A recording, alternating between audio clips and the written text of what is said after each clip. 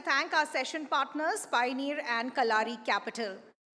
Let's move on to our next session of the day, and once again from the space of artificial intelligence. So we've spoken about the role of this evolving technology, but let's get into various sectors of what the impact of AI is going to be.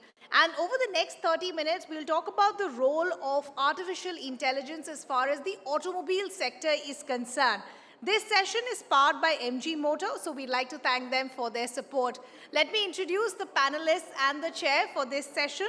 We have Tarun Mehta, co-founder and CEO, Ather Energy; Neha Jain, Head Electric Vehicles and Innovation Ecosystem, MG Motor India; Anurag Seth, Principal AI/ML Advisor, AWS India; and the chair of this session, Kushan Mitra, really needs no introduction, contributing editor, The Print. Could we have all of you on stage, please, and a huge round of applause. I'm being told that Tarun is running late. He's on his way. Okay, so we'll find him. But Kushan, over to you. Thank you so much.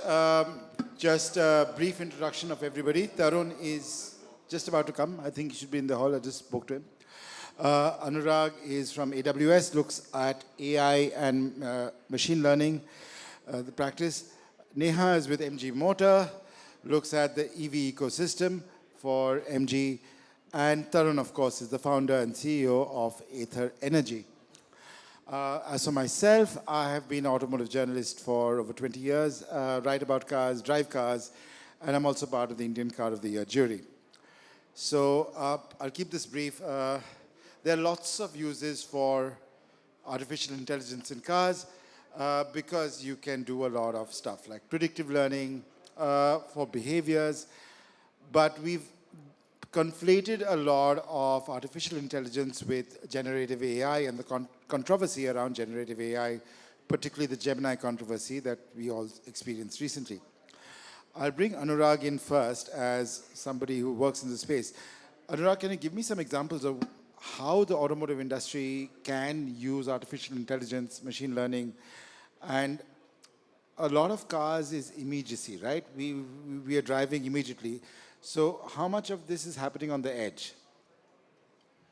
Yeah, so I think automotive actually lends itself very specifically when you talk about autonomous vehicles, ADAS features, we talk about EVs now. So everything lends itself so suitably now. It's been happening for a while, the AI piece. But generative AI in the last 1.5, 2 years has been sort of pretty transformational. I think starting with, I would think that it's going to accelerate the journey towards ADAS features, specifically with, the synthetic data, which, generative AI allows us to generate. Ability to build more robust models, ability to test these autonomous features in field conditions, simulate these field conditions much better.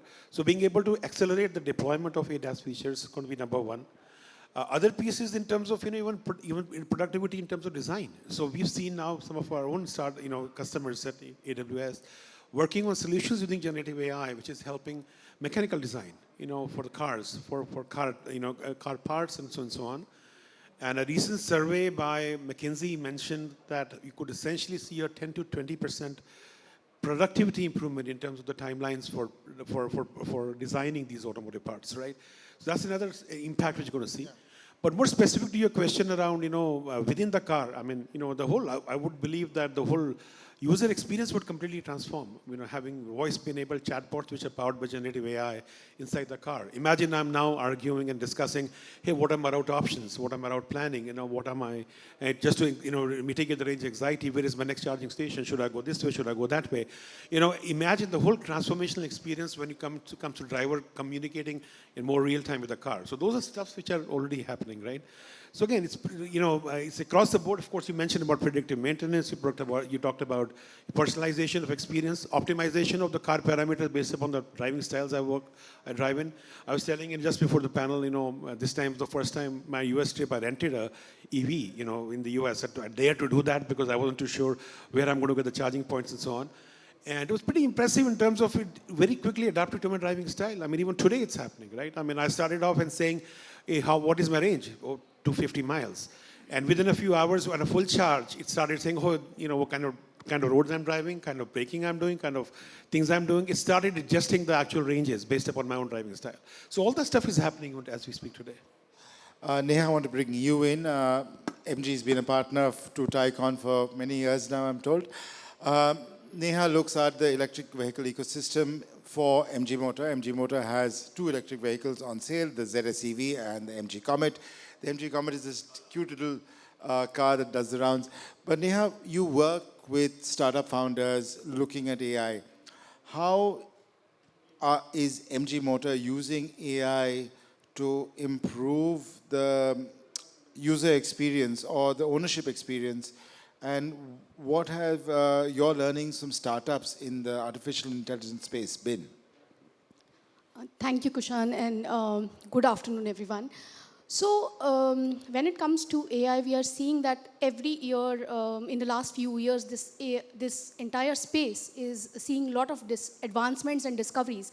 And automotive is rightly one industry where we are seeing a lot of applications. So while Anurag spoke about ADAS and how ADAS technology is working to make the product smarter and working on the real-time experiences, I think for me personally, a great learning experience has been also working in a lot of other areas in the industry, when it comes to applications of AI. So be it applications in manufacturing, where AI can be used in process, in defect control, be it in logistics, smart warehouse inventory management. We look at other applications like even in after sales, predictive maintenance today. AI can help in getting the real-time data and educating the customers in a very timely and advanced manner, that when you can go for the predictive maintenance of your vehicle. Or be it like defect assessments. So under MG program, which is our flagship innovation program, every year we work closely with startups, because today the young startups bring a huge pool of innovation and I would say new age ideas that helps to bring innovation in a faster and I would say in a very customer focused manner. So we are happy to engage with startups and areas of after sales service, even in dealership network, in customer experience. We have seen a lot of AI. Tarun, you're from Bangalore.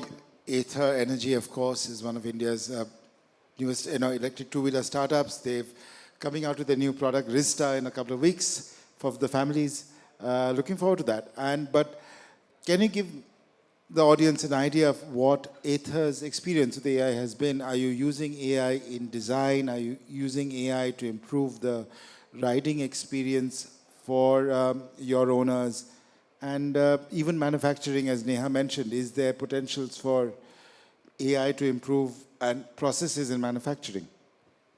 So on the product side, we're right now seeing 2 very interesting use cases. One, using machine learning, trying to control vehicles' performance. So we did a soft launch of this feature like a couple of years ago, but gradually it's finding a lot of adoption. So we're making this mainstream now.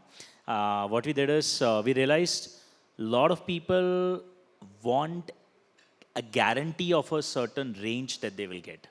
So we came up with a feature, we called it Smart Eco. And the idea was that, hey, you tell us the range that you want and the vehicle will insure that number, right? Like we may market 100 kilometers, but if you want 130, you can tell us that and the vehicle will just get you that number. So we're getting to the last implementation of this, but it in real time keeps understanding your usage, your power levels, the way you throttle, the way you brake, what kind of weight you probably are sitting with, and kind of keeps modulating performance on a real-time basis, almost gamifying the experience. And it's seeing lots of strong adoption. On the other side, we are, as with every company, finding tons of usage of generative AI on a completely different spectrum. It's opened up a lot of ability for the vehicle and the mobile app to interact with the customer. So finding ways for you to sort of interact, book service slots, understand, actually diagnose issues in yourselves. So we used to have these zinc trees in the past. So instead of sending you through a very complicated zinc tree, which is very mechanical, having like a very, very free-flowing conversation. Hey, I saw this. I think it's an orange light. What does that mean? And figuring that entire very, very easy conversation out. We're seeing very strong experience on both of them. We're gradually bringing them out to the market. The first one is is already rolled out. The second one is in beta right now. In general, we think a lot, because of AI and machine learning, I think a lot of software-based features are going to go live, not just in cars, but also in two-wheelers. In fact, our experience is probably the strongest in the ecosystem, because basis such features, we've created now products that people buy on top of the vehicle. And people are spending more than 10% of their total spend is now for these software products. So at some level, this is like, yeah, you can, I'm not sure if I should call them services, because frankly, they're software products. But yeah, and people are willing to spend a lot of money. There's a lot of high value use cases that are opening up, whether it's servicing or whether it is this range prediction thingy, or some of these charging algorithms, some of these find your charger in real time and sort of book slots and sort of predict which station you should go to. A lot of these in the backend are built with a fairly powerful engine. So of course, we know that many tech companies make most of the money from services. So, and even for the automotive sphere, services was a big deal. Servicing is a big deal, but electric vehicles require less servicing than an ICE vehicle. So these are opportunities that opens up as well, right? We could call them servicing and continue the same jargon, but it's a different revenue stream. We feel the majority of, at least 50% of our gross margin in the future is going to come out of these products. All right. Anurag, you just, as you said, went to the US, experienced EV. A lot of stuff people talk about AI is, of course, autonomous driving. And we know that autonomous driving in chaotic conditions in India may not be a reality. But do you see, we also seeing that across the world now, at least in four-wheeler passenger vehicles, there are very, very strict safety norms. So like in Europe, cars have to have automatic emergency braking, lane keep assist, and other ADAS features. So what role will AI play in that? I want to bring you and Neha in this as well. From my perspective, I think that's, you don't have to be ADAS, level 4, level 5 everywhere, right? I mean, India, yes, of course, had difficult conditions, right? Road conditions. I think I look at it from, autonomous features, right? Feature set. And you talked about, collision avoidances, you talk about range, lane discipline and all that stuff, right?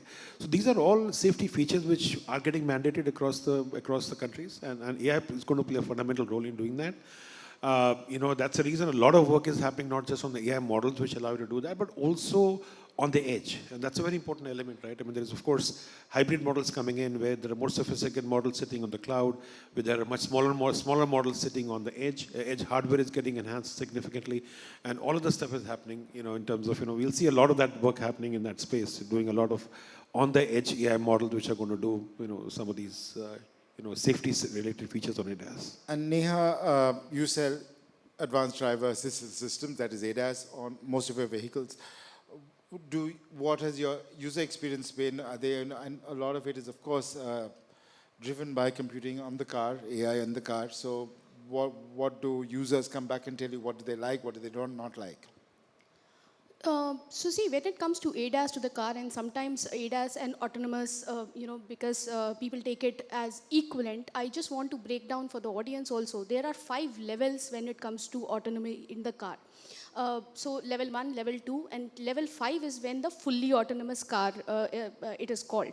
So in MG, we have been working on these technologies, and I'm glad to share that our cars are at level 2, which is called a partial autonomous technology. So these cars help to bring the real-time, I would say, active safety in the car or in your driving experience. What is active safety? These are all the parameters which help you to avoid any kind of, I would say, accidents, while driving. While passive safety is all about what happens in your car, like safety bags or seat belts, anything which helps protect as a customer when any accident or an injury has happened, or how to prevent that. But all these technology, level 1, level 2, this helps in the active safety for a customer experience. So when it comes to level 5, obviously then the car becomes fully autonomous. But with features like lane keep assist, like automated parking assist, these kind of features help you to bring that intelligence in your driving experience as well. So yes, and later on, when more technological advancements are there, there is also V2I, which is vehicle to infrastructure. This is kind of a wireless, I would say, technology where the vehicles can talk or communicate with the road infrastructure as well. So as things become more and more progressive, this is how your experience can get more and more, I would say, advanced in terms of technology. The government already has spoken about vehicle to vehicle, so using the sort of hive mind between vehicles to sort of manage traffic flows better. But one thing, Tarun, I want to understand, of course, another huge application for artificial intelligence is on the shop floor. Being a young manufacturer, a decade-old manufacturer, and I've been to your plant at Hosur, you see a lot of these robots doing the rounds, carrying your... Are you guys using artificial intelligence, machine learning to improve your manufacturing processes, make yourselves more efficient going forward, both on the battery line and on the final assembly line? So less in direct assembly yet. I think we're still at an early stage there. But in quality systems, there's a fair bit of work that can happen there. Because you're constantly using vision systems to sort of evaluate the quality of, especially on electronics and battery packs, how every component is rolling out. There is a constant developing understanding that is getting built up about what is what kind of an issue. Because our industry is still so new that what designers describe as an issue is not necessarily what's the exhaustive or even necessarily the right set of issues in manufacturing. So when you're injecting all these materials inside a battery pack, what do they mean? How have they flown? And when you visually inspect them using cameras, how to interpret them? I think there we are seeing a lot of opportunity and a lot of potential. And it does have a fair bit of bearing in reducing assembly times. Because otherwise today, a lot of the battery packs will still go in for a reassessment, which is still manual in nature. So this can fast track a lot of it. But it's mostly still in quality systems and less in the robots that you see in the line. Because they are doing pretty standard pick and drop between stations today. So I want to open this up to the floor. If there are any questions to any of the panel members, gentlemen straight ahead of me. Can you please give him a mic, please? Are there mics?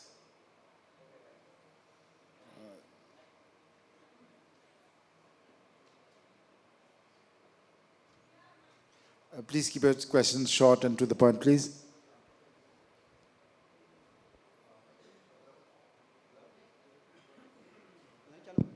Hello. My question on AI to be used for the women's safety in a vehicle as well as the road safety actually. Like I went to the, personally I invested my own fund for 2.5 crore for the innovation in the road safety and women's safety. Like how the people speak, bachao, help me, So I went to the road transport ministry a few months back actually. Whether you have any fund, because what I need the support from this community that, we have road safety week to, do the programs that we have fund. But we don't have a fund to innovate any product for the, road safety actually, So it is not one person can make the policy, but something community can go ahead and there's such kind of the small module can be fit to the vehicles, which can be, voice-based AI can be published, where it can be announced that, okay, this vehicle is safe. So how, this industry has moved forward, AI to be used for the road safety as well as the women's safety. So Neha, let's look at it. So can you use visual AI technologies for passenger safety in a vehicle? If somebody's in distress, can that happen? So passenger safety is one of the very important areas when it comes to all the safety checks in any vehicles. We have seen use cases in terms of safety when we say in terms of impact, or there are tests for kid safety, passenger safety, right? There is also, I would say, if you see on the safety things, there is also a technology called driver drowsiness, which can detect, whether the passenger who's driving or driver who's driving the vehicle, are they fully active, or, sometimes we have seen that there are cases, accidents happen because the driver has not fully slept. So these are the areas where safety particularly is, these are the use cases we have seen when it comes to AI. And I want to bring this back to the panel. Of course, some of this is also people are going to complain about privacy issues as well. Now, there is talk that you can use biosensors on the steering wheel or on the handles to predict if somebody is drunk or not, or they're having. How does that merge? I mean, people looked at cars and bikes as freedom. So, Anurag, do you think biosensors and all of that, are there also privacy issues with AI on vehicles? No, there is an element of privacy issues. I think this has to be, coupled along with some of the regulatory frameworks along with it, right? I mean, they have to go hand in hand.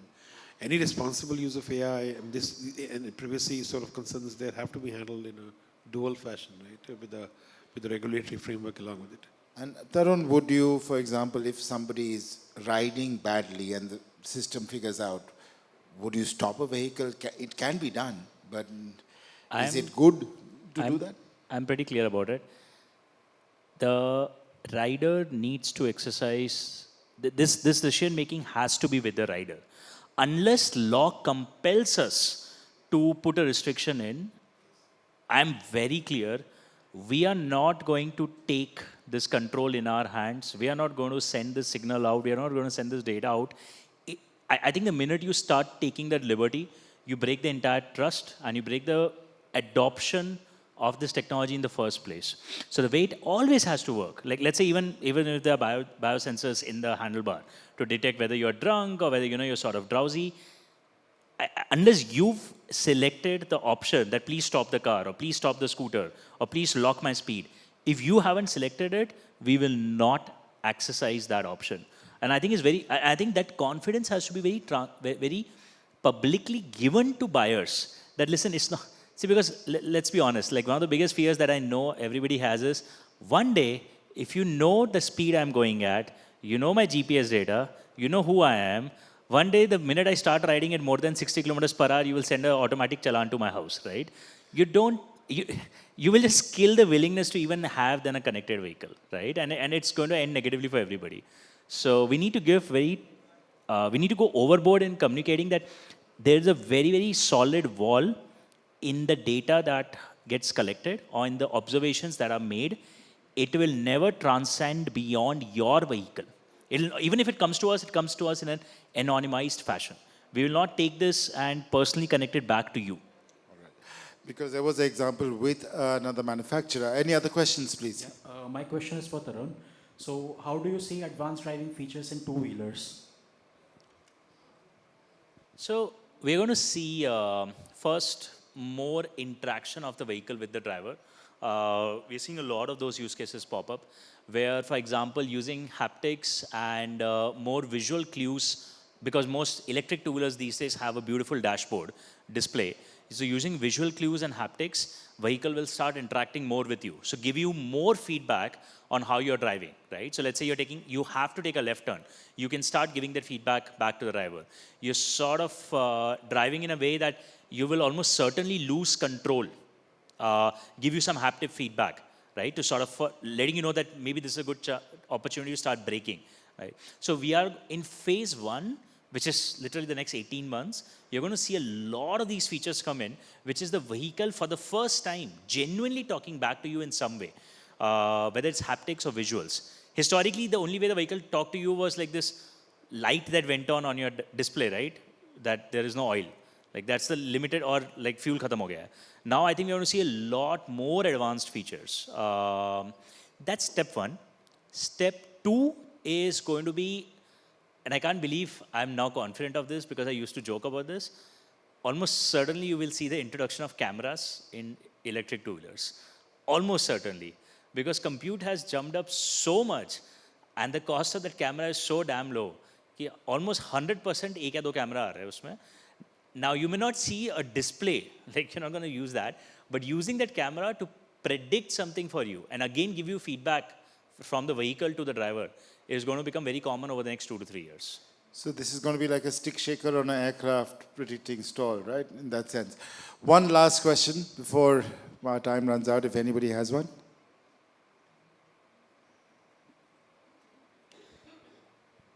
This question is for Neha. So you mentioned MG has a program for user experience, but I am also interested in understanding what is MG's take on ADAS system. Are you looking to build these systems internally, or do you have any partnerships? I'm interested in that.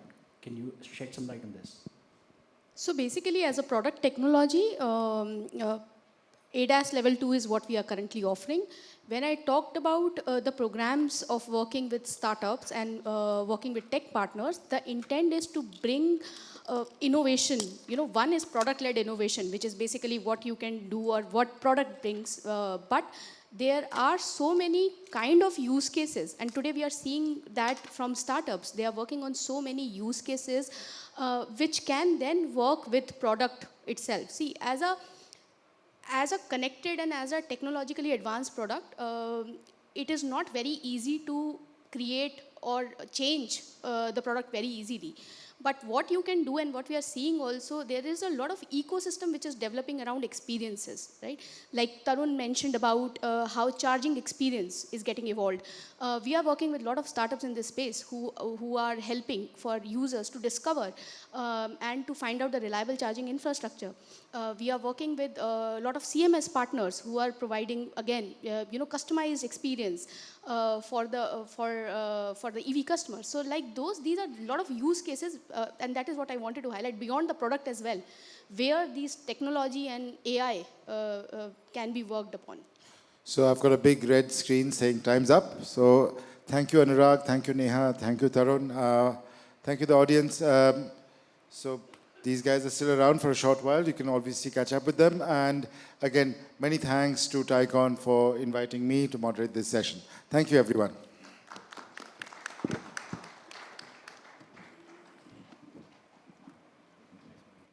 Thank you for being such a fantastic moderator, and thank you to our panelists as well. I'll just request a small token to be given to all our panelists.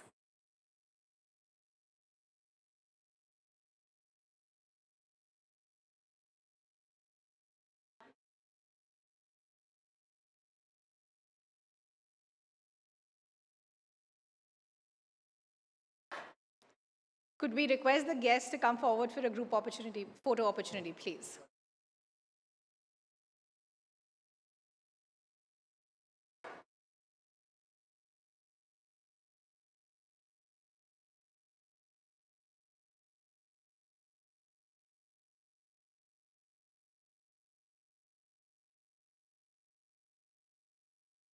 Thank you so much. Thank you to